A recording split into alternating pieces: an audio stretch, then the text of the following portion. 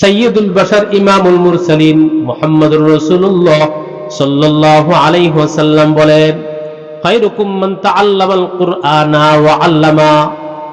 এই পৃথিবীর আসমানের নিচে জমিনের উপরে যত শিক্ষিত আছে, যত ডিগ্রিওয়ালা আছে, ডাক্তার বলো, ডক্টর বলো, ইঞ্জিনিয়ার বলো, কেমিস্ট্রি বলো, যত যা কিছু পড়াশোনা করে ডক্টরেট করেছে, অর্জন করেছে, কোটি কোটি টাকার মালিক, যত বড় পদ পদবী আছে না কেন, যত শিক্ষিত আছে, নবীজি বলেন জানো নাকি সবচেয়ে শ্রেষ্ঠ আর দামি কে? আমার আপনার নবী বলেন সবচেয়ে দামি আর শ্রেষ্ঠ হলো তোমাদের মধ্যে ওই ব্যক্তি যে কুরআনুল কারীম আল্লাহর কালাম শিখে আর মানুষদেরকে শিক্ষা দেয়। সবচেয়ে শ্রেষ্ঠ কে? যে কোরআন শিখে শিক্ষা দেয়। এখন এই কোরআন শিখানো শুধু হুজুরের কাজ না, শ্রেষ্ঠ তো হুজুরও হবে, আপনিও হবেন। রিক্সা চালকও শ্রেষ্ঠ হতে পারে, একজন কৃষিজীবীও সে শ্রেষ্ঠ হইতে পারে, দামি হইতে পারে, ব্যবসায়ীও শ্রেষ্ঠ হইতে পারে, একজন দোকানদারও আল্লাহ তাআলার কাছে দামি হইতে পারে, পারে কিনা? একজন সাধারণ কর্ম যে করে সে আল্লাহর কাছে দামি হইতে পারে। যদি সে জুতা সেলাই করে, একজন খস্সাব হয়, মুসির কাজ যে করে সেও দামি হইতে পারে। যদি সে ঈমান রাখে আর ঈমানের সঙ্গে আল্লাহর কোরআন শিখে, এই কোরআন শিখার কারণে, শিখানোর কারণে ওই ব্যক্তিটা যেই হোক না কেন, আলেম না হয়ে অন্য সাধারণ মানুষও যদি হয়, আল্লাহর কোরআন শিখে কোরআনের সাথে তার সম্পর্ক হয়, ওই মানুষটা আল্লাহ তাআলার কাছে পুরো পৃথিবীর মধ্যে সবচেয়ে দামি হয়ে যায়। আয়োজনে এই মাহফিলের সম্মানিত সভাপতি জনাব মাস্টার আব্দুস সাত্তার সাহেব, খুব মহব্বতের মানুষ আমাদের। এছাড়াও রয়েছেন হযরত উলামায়ে কেরাম, জাতির বিবেক, জাতির শ্রেষ্ঠ সন্তান হযরত উলামায়ে কেরাম আমাদের মধ্যমণি আছেন।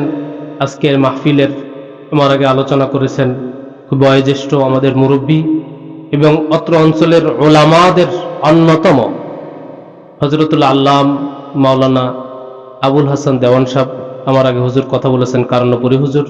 আল্লাহ তাআলা হুজুরের হায়াতে, ইলমে আল্লাহ তাআলা সমস্ত সম্পদে আমওয়াল আল্লাহ তাআলা বারাকা দান করেন। এছাড়াও আমার পূর্বে কথা বলেছেন আপনাদের অত্র অঞ্চলের মসজিদের সম্মানিত ইমাম সাহেব সহ পরিচিত অপরিচিত অনেক আলিম ওলামা আসরের পর থেকে হয়তো দিনই কথা বলেছেন। কুরআন এবং হাদিসের যে সহি কথাগুলো হয়েছে এখানে, আল্লাহ তাআলা এই কথাগুলোকে কবুল করেন। যারা শুনেছেন আল্লাহ তাআলা এই শোনাগুলোকেও, শ্রবণকারীদেরকে আল্লাহ তাআলা কবুল করেন। আল্লাহ তাআলা বলনেওয়ালা শুননেওয়ালা সকলকে আল্লাহ তাআলার মহব্বতের বান্দা হয়ে দুনিয়া থেকে যাওয়ার তৌফিক দান করেন। আল্লাহ তাআলা আজকের এই মাহফিলের ইন্তেজামিয়া কমিটি যারা আছেন, যারা শ্রম দিচ্ছেন, আল্লাহ তাআলা সকলকে কবুল করেন, মাফ করেন। আমি আখিরি পর্যায়ে সর্বশেষ আপনাদের সামনে বড়দের আদেশ অনুযায়ী আপনাদের সামনে বসেছি, আপনাদের সঙ্গে কিছু মুযাকারা করা, উলামাদেরকে সবক শোনানোর নিয়তে। কুরআনুল কারীমের সূরাতুল ফাতির নামে একটা সূরা আছে। এই সূরার 29 নম্বর আয়াত এবং সুনানে দারামি, একটি হাদিসের কিতাব সুনানে দারামি থেকে রাসূল করিম সাল্লাল্লাহু তাআলা আলাইহি ওয়াসাল্লামের মুখ নিঃসৃত বাণী সমূহের অন্যতম একটি বাণী আপনাদের সামনে পেশ করেছি। এই আয়াত এবং হাদিসকে সামনে রেখে ইনশাআল্লাহ আপনাদের ধৈর্যের বাঁধ ভাঙার আগ পর্যন্ত নির্ধারিত যে সময় দেওয়া হয়েছে তার মধ্যে ইনশাআল্লাহ আলোচনার শেষ করার, সমাপ্তি করার চেষ্টা করব ইনশাআল্লাহ। আপনারা ধৈর্যের সঙ্গে বসতে রাজি আছেন তো ইনশাআল্লাহ? আমি আপনাদেরকে নসিহাত করার উপযুক্ত নই। নসিহাত করা এটা তো আল্লাহওয়ালাদের কাজ, বড়দের কাজ। যেটা শুনেছি, যেটা শিখেছি কোরআন এবং হাদিস থেকে, উলামাদের থেকে, উস্তাদদের থেকে, এটাকে আপনাদের সামনে একটু আলোচনা করব, মুযাকারা করব। গল্পের শুরুতে আল্লাহ পাকের একটি আয়াতের এবং রাসূল করিম সাল্লাল্লাহু আলাইহি ওয়াসাল্লামের একটি হাদিসের সংক্ষিপ্ত পরিসরে যতটুকু পারা যায় তাফসীর করব ইনশাআল্লাহ, আলোচনা করব। যদি আপনারা ধৈর্যের সঙ্গে আল্লাহর সন্তুষ্টির জন্য মহব্বতের সাথে বসতে পারেন, তাহলে হয়তোবা আল্লাহ তাআলা আপনাদের নেক নিয়তের কারণে, গুনাহগার হওয়ার সত্ত্বেও, বলনেওয়ালা বক্তার অযোগ্যতা সত্ত্বেও আল্লাহ তাআলা দামি কথা জবান দিয়ে বের করতে পারেন কিনা? কথা আমরা নিজেরা বলি না আল্লাহ বলান? কে বলান? কেউ নিজের ইচ্ছাতে বলতে পারে না। বলতে পারে? কণ্ঠ, স্বর, এটা পুরো আল্লাহ দান। বিজ্ঞান, চিকিৎসা বিজ্ঞানে বিশেষভাবে এটা গবেষণা করছে, কথাটা কিভাবে বের হয়, জিহ্বা নড়ে আর কথাটা বের হয় কিভাবে। এটার জন্য বহু চেষ্টা করেছে, হাজার হাজার বার চেষ্টা করে ব্যর্থ হয়েছে। যে সাউন্ড কিভাবে আসে, এটার সূত্র কোথা থেকে আসে, এটা আজ বের করতে পারে নাই। এক পর্যায়ে তারা বাদ দিছে, যা এটা আল্লাহ তাআলার এক কুদরত। তো কথা এটা কার দান? আল্লাহর দান। কথা যদি কাউকে আল্লাহ তাআলা বন্ধ করে দেন, পৃথিবীর কোনো শক্তি নাই তার জবান খুলবে। গত কিছুদিন আগে আমরা অনেকেই দেখেছি, আপনারাও হয়তো বা দেখেছেন, একজন আলোচক, এক আলিম দ্বীনি আলোচনা করতেছিলেন, কোরআন এবং হাদিসের আলোচনা, সুন্নাহের আলোচনা করতেছিলেন মাহফিলের মধ্যে। আলোচনা করতে করতে হঠাৎ তার জবান বন্ধ হয়ে গেছে। হঠাৎ কি হয়ে গেছে? জবান বন্ধ হয়ে গেছে, আর কথা বলতেই পারলেন না। এক পর্যায়ে ইশারা দিয়ে বললেন যে অন্য অতিথিকে, অন্য বক্তাকে আনো। ওখান থেকে উনি সরে গেলেন। কথা বন্ধ করে দিয়েছেন কে? আল্লাহ তাআলা বন্ধ করলে কথা বলা যায়? অনেকে দেখবেন ছোটবেলা থেকে জবান নিয়ে আসে না, বোবা, কথা বলতে পারে না। এই কথা বলানোর জন্য এখানে দৌড়ায়, ওই আলিমের কাছে যায়, ডাক্তারের কাছে যায়, কেউই জবান দিতে পারে না, কারণ সে বোবা হিসেবে এই দুনিয়াতে আসছে। মা বাবা দোয়া করে, অনেক বোবা সন্তান আছে না? যদি কথা বলানোর যোগ্যতা মানুষের থাকতো, তাহলে এই বোবা সন্তানটাকে কথা বলাইতে পারতো। কিন্তু এই কথা বলার যোগ্যতা, বলানোর যোগ্যতা একমাত্র কেবলমাত্র আল্লাহ তাআলার কুদরতেই হয়ে থাকে, কোনো মানুষ পারে না। এই জন্য আমরা যেগুলো বলি, আমরা ইচ্ছা করতেছি বলবো, আল্লাহ তাআলা যেমনি বলাবেন অমনি বলা যাবে, নাকি বলেন? হ্যাঁ, তবে একটা কথা আছে, ব্যাপার আছে এখানে। আল্লাহ তাআলা কথা বলার যোগ্যতা দেওয়ার পরে শয়তান তো বসে নাই, আছে নাকি? শয়তানের ভিতরে ওয়াসওয়াসা দিয়ে থাকে। শয়তান অনেক সময় ভুল করায়। শয়তান অনেক সময় দেখবেন, আগে জাদুর খেলা হইতো বিভিন্ন জায়গাতে, হতো না? দৃষ্টি ভ্রম বলে এটাকে। জাদুকর যারা জাদু বিভিন্ন ম্যাজিক দেখাইতো, দৃষ্টি ভ্রম, অর্থাৎ আপনার সামনে দেখাবে একজনকে জবাই করতেছে, একজনকে কাটতেছে, একজনকে দাফন করতেছে, বাস্তবতায় কিন্তু ভিন্ন। এই ডিম খেয়ে ফেললো, অথবা খাইলো পানি, বের হইলো ডিম, কান দিয়ে বের করলো ডিম, দেখছেন নাকি এরকম? এগুলো দৃষ্টি ভ্রম বলে। এইগুলো শয়তানি কিছু কাজ। শয়তান অনেক সময় মানুষের ব্রেনের পরে, চোখের পরে পর্দা দিয়ে তাকে দৃষ্টি ভ্রম, অর্থাৎ তার এরকম ভাবে পাগলামিতে ফেলে দেই। অনেক সময় কথা এলোমেলো হয়ে যায়, ভুল হয়ে যায়। ভুল যে হয় না এমন না। এই জন্য আল্লাহ তাআলার কাছে আমিও সাহায্য চাই, আপনাদের কাছে দোয়া চাই, যতটুকু কথা হবে ওই আয়াত এবং হাদিসকে সামনে নিয়ে আল্লাহ তাআলা সহিভাবে হক কথাগুলোকে বলার, আমাকে আমল করার, আপনাদেরকে আমল করার তৌফিক দান করেন। আমাদের বড়রা বলেন একটা ঘটনা, বা একটা বলতে পারেন এক্সাম্পল। দেখবেন রাস্তার পাশে অনেক পাগল, পাগলি পড়ে থাকে, পোশাক জীর্ণ শীর্ণ, পাগলি, পাগল যাকে বলি আমরা। এরকম অনেক মেয়েরা থাকে না রাস্তাঘাটে, নোংরা, উলঙ্গ। তারও সন্তান আছে, কিন্তু তাদেরও সন্তান হয়, ডেলিভারি হয়েছে, বাচ্চা হয়েছে, এরকম দেখা যায়। কে স্বামী, কোথায় কিভাবে হয়েছে আল্লাহ ভালো জানেন। এই বাচ্চাটা যে হলো, হওয়ার পরে তার দুধের ব্যবস্থা কে করেন? ওই মায়ের বুক থেকেই তো করেন। আবার যে ধনী, ধনী মা, তার বুক থেকেও বাচ্চার জন্য ডেলিভারি হওয়ার পরে দুধের ব্যবস্থা কে করেন? আল্লাহ করেন। যখন বাচ্চা দুনিয়াতে আসে, আসার পর নিষ্পাপ বাচ্চা ক্রন্দন শুরু করে ক্ষুধায়ের কারণে, ক্ষুধা তার পেটে, ক্রন্দন শুরু করে দেই খাবারের জন্য, করে চিৎকার করে, বলতে পারে না আম্মু ক্ষুধা লাগছে, খাবার দাও, দুধ দাও, বলতে পারে না। তার একটাই ভাষা, সেটা হলো ক্রন্দন। খিদা লাগলেও কান্দে, বাথরুম করলেও কান্দে, পেশাব করলেও কান্দে, শুইতে মনে চায় না, বসতে মনে চায় না, এখন হাঁটতে মনে চায়, দাদার কোলে উঠে, তবুও কি করে? নাকি উল্টা? এরকমই তো হয় নাকি? বুঝাইতে পারতেছি নাকি? তো এই যে ক্রন্দন করে, কান্দে, কানলে মা বুঝে যে বাচ্চার খাবারের প্রয়োজন, দুধ মুখে ধরে, সঙ্গে সঙ্গে দুধ পান করা শুরু করে, পরিতৃপ্ত হয়ে এক সময় বাচ্চা ঘুমায় যায়। এই বাচ্চার যখন দুধের প্রয়োজন হয়, কান্না করে, তখন এই যে দুধ আল্লাহ জারি করেন, আল্লাহ কি দেখেন মা যোগ্য না অযোগ্য, মা ধনীর মেয়ে নাকি পাগলি, এটা কি আল্লাহ দেখেন নাকি দুধের ফোয়ারা জারি করে দেন? মায়ের যোগ্যতা দেখা হয় না, মা কেমন যোগ্য, মায়ের চেহারা কেমন সুন্দর এটা দেখা হয় না, মা শিক্ষিতা নাকি অশিক্ষিত এটা দেখা হয় না, মা কোন সৈয়দ বংশের নাকি নিম্নমানের কোন বংশের এটাও দেখা হয় না। আল্লাহ তাআলা এগুলো দেখেন না।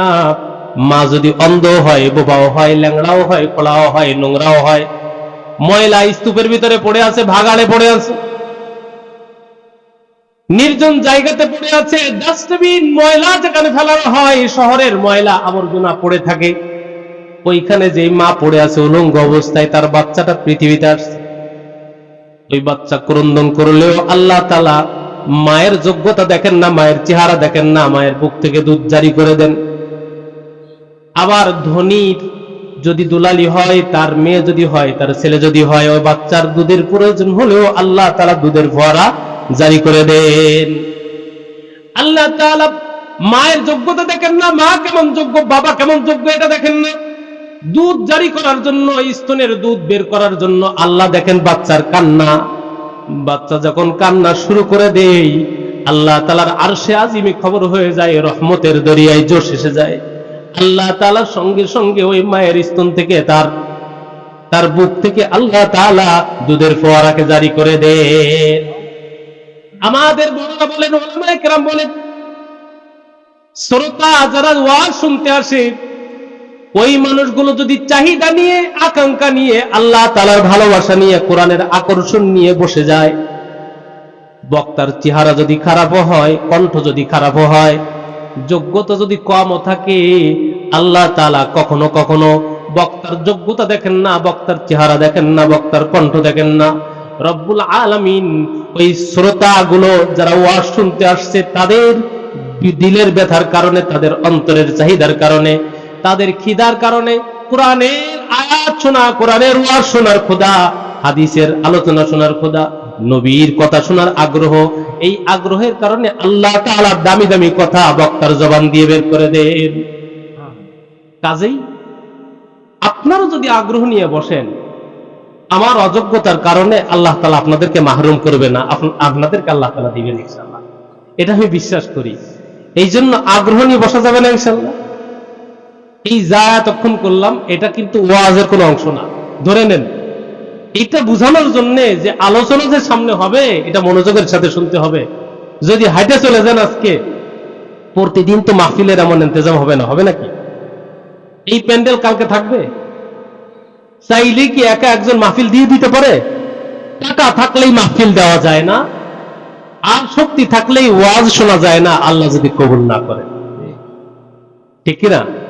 হ্যাঁ, এই জন্য আজকের যে মাহফিলের ইন্তজাম হয়েছে, একটু কষ্ট হইলেও শীতের মধ্যে ধৈর্যের সঙ্গে বসি। মানুষ কয়জন আমরা হয়েছি এটা দেখার বিষয় না। এই মানুষগুলো অনেক সময় বড় মজলিসের চাইতে ওই ছোট মজলিসের দাম আল্লাহ তাআলার কাছে বেশি, আল্লাহর কাছে বেশি হয়ে যায়। আল্লাহ তাআলা কোয়ান্টিটি, সংখ্যা দেখেন না, আল্লাহ দেখেন কোয়ালিটি, মান কেমন এদের। সম্মানিত উপস্থিতি, আমি সূরা ফাতিরের যে আয়াতে কারিমা তেলাওয়াত করেছি, আল্লাহ তাআলা এই আয়াতের মধ্যে তিনটি বিষয় বলেছেন। কয়টা বিষয়? আগে ক্লিয়ার হতে হবে মূল কথা কি বলতে যাচ্ছি। তিনটি বিষয়ের কথা আল্লাহ তাআলা বলেছেন, এবং আল্লাহ তাআলা এই তিনটা বিষয়কে বলেছেন ব্যবসা। এই তিনটাকে বিষয়কে বলেছেন কি? ব্যবসা। এবং আল্লাহ এটা আরেকটা চ্যালেঞ্জ করেছেন, চ্যালেঞ্জ দিয়েছেন, এমন একটা ব্যবসা যেই ব্যবসা কোশ্চিন কালেও লস হবে না, শুধু লাভ আর লাভই হবে। দুনিয়াতে এমন কোন ব্যবসা আছে যাতে শুধু লাভই হয়, লস হয় না? 2 বছর লাভ হইলে 1 বছর লস হয়। পাক পেজে 2 বছর, 4 বছর, 5 বছর লাভ হয়েছে, তো 1 বছর হঠাৎ করে লস হয়। আবার 2 বছর লস হয়েছে, তো 1 বছর লাভ হয়ে যায়। লাভ লস মিলায় তো ব্যবসা, নাকি বলেন? যেহেতু এলাকায় বেশিরভাগ ব্যবসায়ী কৃষিজীবী, এই জন্য এই আয়াতে কারিমাই তেলাওয়াত করলেন। আল্লাহ এই আয়াতের মধ্যে বলছেন এমন তিনটা ব্যবসা, যেই তিনটা ব্যবসার আশাবাদী, এই তিনটা ব্যবসা এমন কিছু মানুষ করবে, এই তিনটা ব্যবসা যারা করবে তারা কোশ্চিন কালেও লস করবে না, ক্ষতিগ্রস্ত হবে না। এই ব্যবসা শিখতে চান? শিখতে চান ইনশাআল্লাহ? এই 3 ব্যবসায়ের সম্পর্কে আলোচনা করব আমরা। 1 নাম্বার, পয়েন্ট নাম্বার 1, আল্লাহ রাব্বুল আলামিন বলেন, ইন্নাল্লাযীনা ইয়াতলুনা কিতাবাল্লাহ। রব্বুল আলামিন বলেন 3টা ব্যবসা, এর মধ্যে 1 নাম্বার ব্যবসা হলো আল্লাহ তাআলার কালাম। এই পৃথিবীর মধ্যে সবচেয়ে শ্রেষ্ঠ কালাম, শ্রেষ্ঠ গ্রন্থ, তার নাম কি? সবচেয়ে দামি যেই কিতাব, সবচেয়ে দামি যেই কালাম, সেই কালামটার নাম কি? একটু জোরে বলেন, আর একটু জোরে বলেন, সেই কিতাবটার নাম কি? আল কুরআন। রব্বুল আলামিন বলেন, এক নাম্বার ব্যবসা হবে নিশ্চয়ই যারা এই কুরআনুল কারীমের আয়াতগুলোকে তেলাওয়াত করবে, কুরআনুল কারীম পাঠ করবে, এটা পড়বে। এই ব্যবসাটা এক নাম্বার ব্যবসা। আল্লাহ তাআলার এই কোরআনটা অনেক দামি। রব্বুল আলামিনের হাবিব সাল্লাল্লাহু আলাইহি ওয়াসাল্লাম হাদিসের মধ্যে ইরশাদ করেছেন, এই পৃথিবীর মধ্যে যত জিনিস আছে, আসমান জমিন এবং এর মাঝে যা কিছু আছে, অনেক দামি দামি জিনিস আছে কি নাই? আছে কি নাই? আছে, আছে, অনেক অনেক দামি জিনিস আছে আসমান আর জমিন আর এই দুইটার মাঝখানে। কিন্তু নবী আমার বলেন, আল কুরআনু আহাব্বু ইলাল্লাহ মিনাস সামাওয়াতি ওয়াল আরদি ওয়া মান ফীহিন। নবীজি বলেন, তো জাহানের সরদার বলেন, এই পৃথিবীর আসমান জমিন আর এই দুইটার মাঝে যা কিছু আছে, এই সব কিছুর চাইতে আল কুরআনুল কারীম আল্লাহ তাআলার কাছে সবচেয়ে বেশি প্রিয়। সবচেয়ে বেশি প্রিয় কোন জিনিস? কুরআন। কাজেই যারা কুরআন তেলাওয়াত করে, কুরআন শিখে, কুরআন শিখায়, রব্বুল আলামিনের কাছে পৃথিবীর মধ্যে তারা সবচেয়ে দামি হয়ে যায়। আমার আপনার নবী আখিরি পয়গম্বর, দো জাহানের সরদার, সাইয়্যিদুল কাউনাইন রাহমাতুল লিল আলামিন, সাইয়্যিদুল বাশার, ইমামুল মুরসালিন মুহাম্মদুর রাসূলুল্লাহ সাল্লাল্লাহু আলাইহি ওয়াসাল্লাম বলেন, খায়রুকুম মান তাআল্লামাল কুরআনা ওয়া আল্লামা। এই পৃথিবীর আসমানের নিচে জমিনের উপরে যত শিক্ষিত আছে, যত ডিগ্রিওয়ালা আছে, ডাক্তার বলো, ডক্টর বলো, ইঞ্জিনিয়ার বলো, কেমিস্ট্রি বলো, যত যা কিছু পড়াশোনা করে ডক্টরেট করেছে, অর্জন করেছে, কোটি কোটি টাকার মালিক, যত বড় পদ পদবী আছে না কেন, যত শিক্ষিত আছে, নবীজি বলেন, জানো নাকি সবচেয়ে শ্রেষ্ঠ আর দামি কে? আমার আপনার নবী বলেন, সবচেয়ে দামি আর শ্রেষ্ঠ হলো তোমাদের মধ্যে ওই ব্যক্তি যে কুরআনুল কারীম আল্লাহর কালাম শিখে আর মানুষদেরকে শিক্ষা দেয়। সবচেয়ে শ্রেষ্ঠ কে? যে কোরআন শিখে শিক্ষা দেয়। এখন এই কোরআন শিখার শিখানো শুধু হুজুরের কাজ না, শ্রেষ্ঠ তো হুজুরও হবে, আপনিও হবেন। রিকশা চালকও শ্রেষ্ঠ হতে পারে, একজন কৃষিজীবীও সে শ্রেষ্ঠ হইতে পারে, দামি হইতে পারে, ব্যবসায়ীও শ্রেষ্ঠ হইতে পারে, একজন দোকানদারও আল্লাহ তাআলার কাছে দামি হইতে পারে, পারে কিনা? একজন সাধারণ কর্মকার, কর্ম যে করে, সে আল্লাহর কাছে দামি হইতে পারে। যদি সে জুতা সেলাই করে, একজন খাসাব হয়, মুসির কাজ যে করে, সেও দামি হইতে পারে। যদি সে ঈমান রাখে আর ঈমানের সঙ্গে আল্লাহর কোরআন শিখে, এই কোরআন শিখার কারণে, শিখানোর কারণে ওই ব্যক্তিটা যেই হোক না কেন, আলেম না হয়ে অন্য সাধারণ মানুষও যদি হয়, আল্লাহর কোরআন শিখে কোরআনের সাথে তার সম্পর্ক হয়, ওই মানুষটা আল্লাহ তাআলার কাছে পুরো পৃথিবীর মধ্যে সবচেয়ে দামি হয়ে যায়। সবচেয়ে দামি। কারণ পৃথিবীর আর কোন কিতাব, এমনকি বুখারী শরীফ কেউ, মুসলিম শরীফ, তিরমিজি শরীফ সহ যত হাদিসের কিতাব আছে, তাওরাত বলেন, জাবুর বলেন, ইনজিল বলেন, যত সহিফা, চারটা বিশেষ কিতাব ছাড়া আল্লাহ তাআলা আরো কিছু কিতাব নবীদের উপরে নাজিল করেছেন। এই সবগুলো একদিকে যদি রাখা হয়, এই কোন কিতাবের সম্পর্কে আল্লাহ তাআলা বলেননি এই কিতাবটা কারীম, এই কিতাবটা মাজিদ। কিন্তু রব্বুল আলামিন একমাত্র, কেবলমাত্র, শুধুমাত্র কুরআনুল কারীমের সম্পর্কে বলেছেন, এটা হলো কুরআনুল কারীম। রব্বুল আলামিন সূরা ওয়াকিয়ার মধ্যে ইন্নাহু লাকুরআনুন কারীম, আল্লাহ বলেন যে কুরআনটা হলো অবশ্যই সম্মানিত, মহিমান্বিত, এই কুরআনটা বড় দামি। ইন্নাহু লাকুরআনুন কারীম ফি কিতাবিম মাকনুন লা ইয়ামাসসুহু ইল্লাল মুতাহহারুন। রব্বুল আলামিন বলেন, নিশ্চয় যেই কিতাব আমি নাজিল করলাম, এই কুরআনুল কারীম, এটা শুধু কুরআন নয়, এটা হলো অতি সম্মানিত, মহিমান্বিত। ইন্নাহু লাকুরআনুন কারীম ফি কিতাবিম মাকনুন। রব্বুল আলামিন বলেন, এই কোরআনুল কারীম যেটা দুনিয়াতে দেখো, এর মূল একটা কিতাব আছে, এটা তো নকল। এর আসল কপিটা রব্বুল আলামিন লিখে লৌহে মাহফুজের ভিতরে রেখে দিয়েছেন। ফি কিতাবিম মাকনুন লা ইয়ামাসসুহু ইল্লাল মুতাহহারুন, সেখানে পবিত্র ফেরেশতারা ছাড়া অন্য কেউ স্পর্শ করতে পারে না। আল্লাহ তাআলা এখানে বললেন এটা।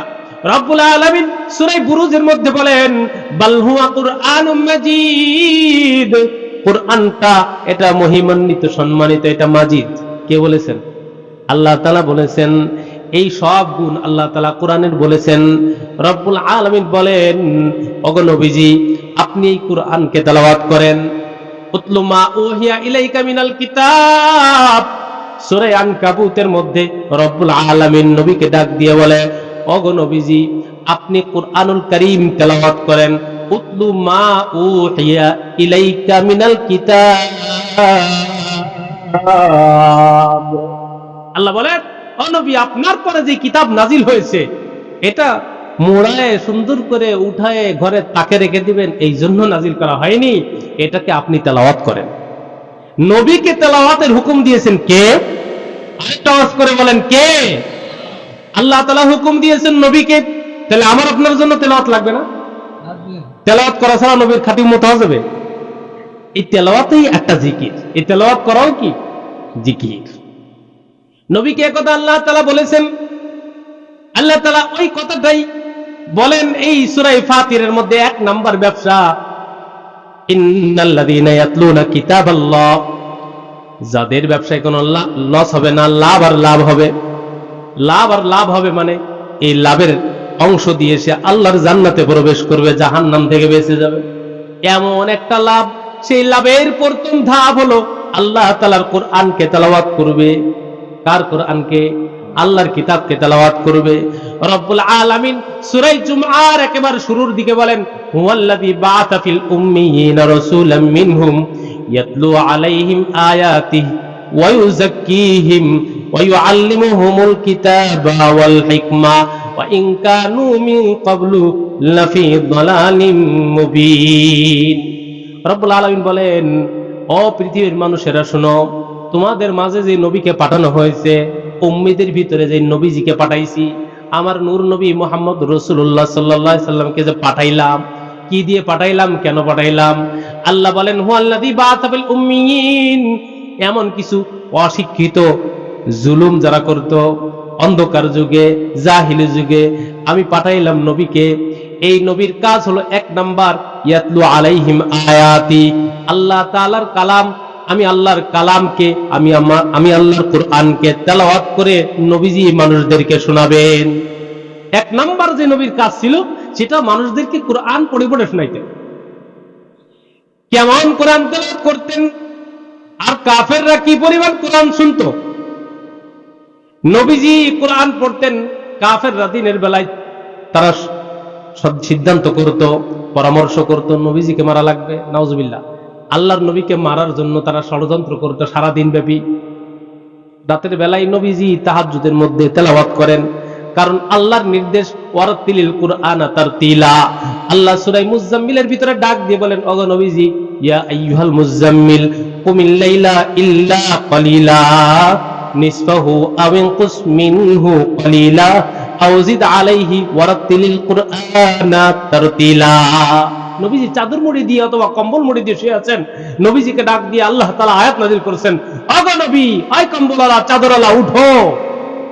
ইয়া আইয়ুহাল মুজাম্মিল কুমিল লাইলা ইল্লা কালিলা, আপনি রাতের কিছু অংশে একটু উঠেন, রাত্রে আপনি উঠে যান, ঘুম থেকে উঠেন তাহাজ্জুদের ওয়াক্তে। কুমিল লাইলা ইল্লা কালিলা নিসফাহু আও ইনকুস মিনহু কালিলা, আরে রাতের অর্ধেক হোক বা তার চেয়ে কম সময় হোক, আপনি একটু দাঁড়িয়ে যান আল্লাহর দরবারে, নামাজে দাঁড়িয়ে যান। কুমিল লাইলা ইল্লা কালিলা নিসফাহু আও ইনকুস মিনহু কালিলা আও জিদ আলাইহি ওয়ারাতিলিল কুরআনা তারতিলা। আর এই দাঁড়িয়ে দাঁড়িয়ে যে নামাজ পড়বেন, তাতে কি করবেন? আপনি কোরআন তেলাওয়াত করবেন, আমি আল্লাহ আপনার তেলাওয়াতকে শুনবো। নির্দেশ দিয়েছিলেন কে? আল্লাহ। কাকে দিয়েছেন? নবীকে। গভীর রাত্রে তেলাওয়াতের কথা। গভীর রাত্রে নবী তেলাওয়াত করেন, বিভিন্ন সূরা থেকে তেলাওয়াত করেন। আলিফ লাম মিম যালিকাল কিতাবু লা রাইবা ফি হুদাল লিল মুত্তাকিন আল্লাযীনা ইউমিনুনা বিল গায়ব ওয়া ইউকিমুনাস সালাহ ওয়া মিম্মা রাযাকনাহুম ইউনফিকুন। তেলাওয়াত করেন, সূরা বাকারা তেলাওয়াত শেষ, সূরা আল ইমরান ধরেছেন, সেটাও শেষ, আরেক সূরা ধরেছেন। সাহাবী একজন বলেন, নবীজির পিছনে একদিন নামাজে দাঁড়ায় গেলাম, নবীজি সূরা ফাতিহা শেষ করে সূরা বাকারা শুরু করেছেন। সূরা বাকারা প্রায় দুই পারার উপরে, 3 পারার কিছু অংশ মিলে। নবীজি সূরা বাকারা শেষ করলেন, মনে করলাম মনে হয় সূরা বাকারা শেষ করে রুকু করবেন, কিন্তু নবীজি রুকুতে গেলেন না, দাঁড়ায় দাঁড়ায় তেলাওয়াতই করতেছেন। এই দিক দিয়ে পায়ের অবস্থার 12টা বেজে যায়। সাহাবী পিছনে দাঁড়িয়ে আছেন, নবীজি আল ইমরান শুরু করলেন, সূরা আল ইমরান শুরু করলেন, আলিফ লাম মিম আল্লাহু লা ইলাহা ইল্লা হুয়াল হাইয়ুল কাইয়্যুম। এই সাহাবী মনে করেন আল ইমরান পড়ে মনে হয় শেষ করে মনে হয় যে এবার রুকুতে যাবে, নবীজি তাও গেলেন না। এক পর্যায়ে ওই সাহাবীর নামাজ ছেড়ে দিয়ে দৌড় দিলেন। চিন্তা করলেন যে নবীজি এইভাবে নামাজ ধরেছেন, যদি ওই নবীজির পিছনে আমি ইক্তেদা করি তাইলে আমার জানি আজকে বের হয়ে যাবে, রুই আজকে কি হয়ে যাবে, বের হয়ে যাবে। নবীজি তেলাওয়াত করছেন, কাফেররা সারাদিন ষড়যন্ত্র করলো নবীজিকে মারার। গভীর রাত্রি এই আবু জাহাল, আবু লাহাব, উতবা, সাইবা তারা ঘরের কাছে চলে আসে। আবু জাহাল চিন্তা করে মুহাম্মদ রাত্রে কি করে একটু দেখা যাক। নবীজির ঘরের কিনারে আসে, এসে তেলাওয়াত শুনতেছে, আল্লাহর কালামের তেলাওয়াত এত মজাদার, শুনতে শুনতে শুনতে যত শুনে তত ভালো লাগে, তত ভালো লাগে, শেষ করতে মনে চায় না, যেতে মনে চায় না। আবু জাহাল মনে করছে আমি একাই পাহারা দিতে আসছি মুহাম্মদুর রাসূলুল্লাহকে, কিন্তু দেখা গেল যে আবু জাহালও আসছে, আবু লাহাবও আসছে, উতবাও আসছে, সাইবাও আসছে, 4টা বড় বড় নেতা। এই 4টা প্রত্যেকেই মনে করে আমি শুধু মুহাম্মাদের তেলাওয়াত শোনার জন্য যাই সাল্লাল্লাহু আলাইহি ওয়াসাল্লাম। নবীজির তেলাওয়াত শুনতেছে, শোনার আগ্রহে গভীর রাত্রে শীতের মৌসুমে ঘুমকে বাদ দিয়ে ঘর বাড়ি ছেড়ে নবীজির ঘরের কিনারে কান পেতে নবীজির তেলাওয়াত শুনতেছে। অথচ একটাও মুসলমান না, সবগুলো কাটা, সবগুলো কি কাফের। যখন শুনতে শুনতে এক পর্যায়ে ভোর হয়ে আসলো, যখন দেখে যে একটার চেহারা দেখতে পাই। আবু জাহাল দেখে, কিরে আবু লাহাব, সেটাকে আবার উতবা, সাইবা, কিরে তোমরা এই জায়গায় আইছো। পরের দিন সবাই সিদ্ধান্ত করলো খবরদার, আবু জাহাল যেহেতু নেতা, গোত্রপতি, একেবারে লিডার, সে বলে দিল খবরদার আমিও যাবে না, তোমরা কেউ মুহাম্মাদের ঘরের কাছে সাল্লাল্লাহু আলাইহি ওয়াসাল্লাম তার ঘরের কাছে যাওয়া যাবে না। এই অর্ডার দিয়ে দিল নেতা। দেওয়ার পরে রাত আসছে, রাত্রে বেলায় কেউই যেহেতু যাবে না সিদ্ধান্ত করছে, আবু জাহাল রাত্রে যখন বিছানায় পিঠ লাগাইছে, তখন এই যে নেশা, কিছু মানুষের নেশা আছে না, কত জিনিসের নেশা যে বর্তমান মানুষের, আল্লাহর কোরআনের নেশা আমাদের জাগে না, অথচ ওই সময়ের কাফের মুশরিকদের আল্লাহর কোরআনের নেশা জাগত। এক পর্যায়ে আবু জাহালের ঘুম হয় না, খালি এপাশ ওপাশ করে, শরীরের ভিতরে অশান্তি আর অশান্তি, ভালো লাগে না।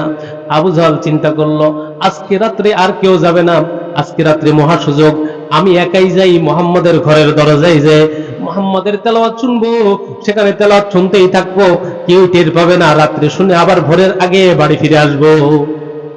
আবু জাহাল যে চিন্তা করলো, চিন্তা করে মোটামুটি সামানাপত্র নিয়ে মুহাম্মদুর রাসূলুল্লাহর বাড়ির দিকে রওনা করেছে।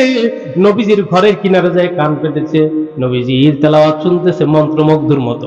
এই দিক দিয়ে আবু লাহাব চিন্তা করে, যেহেতু ভাই আবু জাহাল একথা বলে দিয়েছে, তাহলে কাজেই আজকে আর কেউই যাবে না, আজ মহা সুযোগ, আমি আবু লাহাব আজকে যাই ওই জায়গায়, কান পেতে নবী মুহাম্মদুর রাসূলুল্লাহ সাল্লাল্লাহু আলাইহি সাল্লামের মুখ নিঃসৃত সুন্দর কণ্ঠে, মিষ্টি কণ্ঠের তেলাওয়াত একটু শুনে আসি, দিলকে ঠান্ডা করি। উতবাও একই চিন্তা করছে, সাইবাও একই চিন্তা করছে, প্রত্যেকেই চিন্তা করে প্রত্যেকেই গেছে।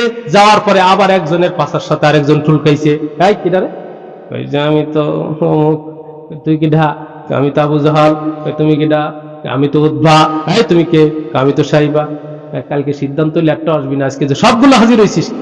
কই যে উস্তাদ, ওই আপনারও যা আমারও তাই, আপনারও যা হয়েছে আমারও কি হয়েছে, একটাও কমাইতে পারে না, কি নেশা শুরু হয়েছে। এভাবে তাদের দিন কাটে। কিতাবের মধ্যে আসছে ওই সময়ের কাফের মুশরিকদের যে কোরআনের আকর্ষণ ছিল, আজকের কোরআনের আলোচনা হয়, কোরআন তেলাওয়াত হয়, কোরআনের নেশা বাদ দিয়ে আজকে গান বাদ্যের নেশা। ওই কাফেরদের চাইতে কি আমরা খারাপ হয়ে গেলাম নাকি? প্রশ্ন হয় কিনা? আজকে তাদের যে অবস্থা ছিল, ওই কাফের মুশরিক বড় বড় উতবা, সাইবা, আবু জাহাল, আবুল হাব, তারা তো নবীজির দুশমন ছিল, ইসলামের দুশমন ছিল। তারা গোপনে কোরআন শোনার জন্য কান পেতে থাকতো। আজকে আমাদের কি হলো? আমি আপনি কোরআন শুনতে মনে চায় না, শুধু কানের ভিতরে ওই যে বল্টু ঢুকাই দিয়ে গান শুনতে মনে চায়। আছে কিনা? কোরআনের আকর্ষণ আছে কি নাই? কোরআনের আকর্ষণ আছে, এই জন্য তো আমরা বসে আছি, নাকি বলেন? আল্লাহ তাআলা বলেন, হ্যাঁ, ওই যে তেলাওয়াত করতেন নবীজি মুহাম্মদ রাসূলুল্লাহ সাল্লাল্লাহু আলাইহি ওয়াসাল্লাম, ওই তেলাওয়াত যে করবে, ওই রকম পাঠ যে করবে, কালামুল্লাহর তেলাওয়াত করবে, তার জিন্দেগিতে আল্লাহ তাআলা শান্তি আর শান্তির ব্যবস্থা করে দিবেন। ফাআনজালাল্লাহু সাকিনাতাহু আলা কুলুবিহি, ফাআনজালাল্লাহু সাকিনাতাহু আলাইহি, আল্লাহ তাআলা সাকিনা নাজিল করেন। আল্লাহ কোরআনে বলেছেন সাকিনা নাজিল করেন। ওই সাকিনা কিসের নাম? সাকিনা প্রশান্তির নাম। কোন কোন মুফাসসির বলেন সাকিনা বলা হয়, সকিনা বলা হয় এক ধরনের ফেরেশতা যে মাথার উপরে ছায়া দেয়। হযরত উসাইদ ইবনে হুযাইর রাদিয়াল্লাহু তাআলা একজন সাহাবী, নাম কি? উসাইদ বিন হুযাইর রাদিয়াল্লাহু তাআলা, একজন সাহাবী। এই সাহাবী একদিন কোরআন তেলাওয়াত করতেছেন, আল্লাহর কালাম তেলাওয়াত করেন, অন্য কোন কোরআন না, যেই কোরআন আমাদের ঘরে আছে, যেই কোরআন মসজিদে আছে, এটা আলাদা কোনো কোরআন না। এই কোরআন, এই কোরআন শরীফ, আজও যে কোরআন আছে, এই কোরআনটা আজকে আমরা তেলাওয়াত করি না, এই কোরআনটা ১৫০০ বছর আগে হযরত উসাইদ বিন হুযাইর রাদিয়াল্লাহু তাআলা আনহু তেলাওয়াত করতেছেন। হঠাৎ দেখলেন মাথার উপরে ছায়া আর ছায়া, ছায়া দেখা যায়। যতক্ষণ তেলাওয়াত করে ততক্ষণ ছায়া হয়, যখন তেলাওয়াত বন্ধ করে ছায়াটা দূর হয়ে যায়, আবার তেলাওয়াত করে আবার ছায়া পড়ে, আবার তেলাওয়াত বন্ধ করে দেই, আবার ছায়া চলে যায়। এই ঘটনা যখন ঘটছেন, নবীজি তখন আছেন, নবী মুহাম্মদুর রাসূলুল্লাহ তখন আছেন জীবিত। তাইলে যখন নবীজি আছেন, তাহলে এই জিনিসটা স্পষ্ট হওয়ার জন্য, স্পষ্ট করার জন্য তার কোনো ম্যাটেরিয়াল আর কোনো ব্যক্তির প্রয়োজন আছে নাকি? সাহাবী উসাইদ বিন হুযাইর রাদিয়াল্লাহু তাআলা বলেন, অগত জাহানের সরদার, ইয়া রাসূলুল্লাহ, ইয়া হাবিবাল্লাহ, ঘটনা তো ঘটেই গেছে। কি ঘটনা ঘটছে?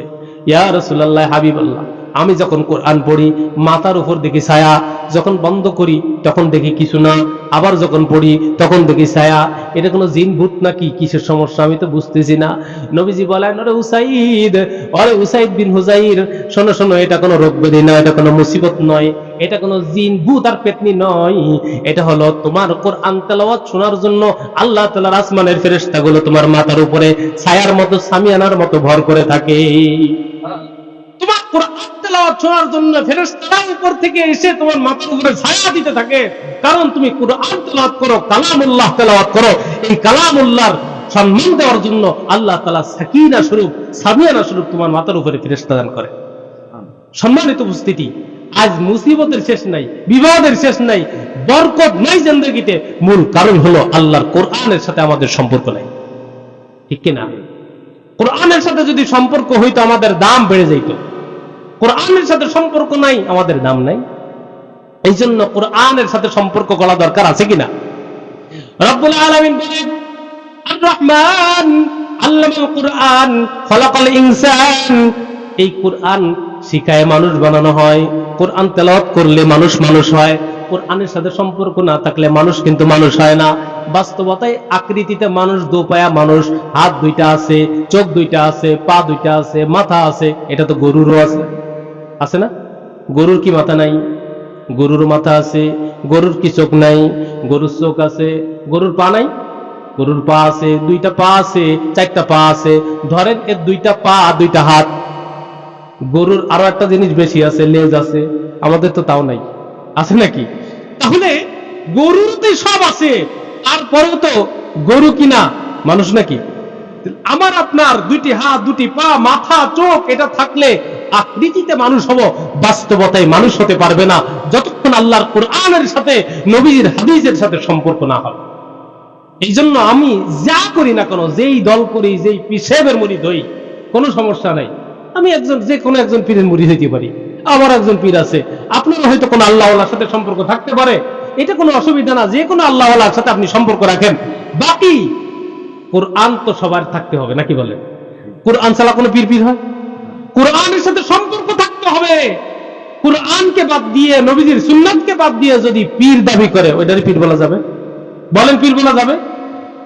আমি না বলি, আবার আমি বলি আর না বলি, আপনারা কি বলবেন এটা আপনাদের সিদ্ধান্ত। এই জন্য দেখতে হবে আমি যার সাথে সম্পর্ক রাখবো তার মধ্যে কোরআন আছে কিনা, কোরআন তেলাওয়াত করে কিনা, কোরআন পড়তে পারে কিনা, কোরআন সে সহি শুদ্ধ ভাবে শিখছে কিনা, সে মানুষদেরকে যে কথাগুলো বলে কোরআন থেকে বলে নাকি আজে বাজে গল্পই আর গান শুনে। আছে না অনেকে বর্তমানে দেখবেন আপনার স্টেজে উঠাই দিলে কোরআনের একটা আয়াত, একটা হাদিস নাই, তার পুরা কথার মধ্যে এইটা ওইটা আবল তাবল আছে কি নাই।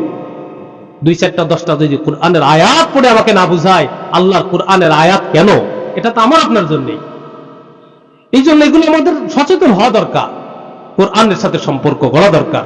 আল্লাহ বলেন আর রহমান আল্লামাল কোরআন খলাকাল ইনসান, আল্লাহ তাআলা মহিমাময় আল্লাহ রহমান, আল্লামাল কোরআন মানুষদেরকে কোরআন শিখিয়েছেন, খলাকাল ইনসান মানুষ বানাইছেন। বলেন তো আগে পৃথিবীতে আমরা মানুষ হিসাবে আসছি নাকি আগে কোরআন শিখছি? আকৃতিতে মানুষ হিসেবে আসছি না? কিন্তু আল্লাহ তাআলা আয়াতের মধ্যে বললেন আল্লাহ কোরআন শিখিয়েছেন, মানুষ বানিয়েছে। তাহলে আমরা কি গরু ছিলাম এর আগে? এর আগে কি আমরা গরু ছিলাম না মানুষ ছিলাম? মানুষ তো ছিলাম। তাহলে আল্লাহ উল্টা কেন বললেন? আগে তো বলবেন এরকম ভাবে আমি মানুষ বানিয়েছি, মানুষ হিসেবে দুনিয়াতে পাঠিয়েছি, এরপরে কোরআন শিখিয়েছি। কিন্তু আল্লাহ বললেন আমি কোরআন শিখাইলাম, এরপরে মানুষ বানাইলাম। তার মানে হলো আকৃতিতে মানুষ হিসেবে দুনিয়াতে আসছিলাম, দোপায়া মানুষ, বাকি আমরা বাস্তবতায় আদর্শ হিসাবে, পূর্ণাঙ্গ মানুষ হিসাবে, খালেস খাঁটি মানুষ হিসাবে তখন মানুষ হতে পেরেছি যখন কোরআন শিখছি। এই জন্য দেখেন না, একটা ছেলেকে বা মেয়েকে যখন মাদ্রাসায় বা স্কুলে নিয়ে যায়, টিচারের কাছে দেয়, শিক্ষকের কাছে দেই, দিয়ে বলে যে হুজুর বা উস্তাদ বাচ্চাটারে আপনার কাছে দিয়ে গেলাম, আপনি মানুষ বানাই দিবেন। ওইটা কি ছাগল? এই যে দিয়ে আসলাম এটা কি ছাগল না এটা মানুষ? তাহলে মানুষ বানাইতে বলতেছি কেন? আসলে আকৃতিতে মানুষ, তার চোখ, হাত, পা, কান, মাথা, পা এসব দিয়ে সে মানুষ দেখতে, বাকি বাস্তবতায় জান্নাতে যাওয়ার মতো উপযুক্ত মানুষ এখনো হয়নি। উপযুক্ত মানুষ হবে যখন আল্লাহর কোরআন শিখবে। এই জন্য কোরআন শিখতে, কোরআন তেলাওয়াত করতে রাজি আছি তো?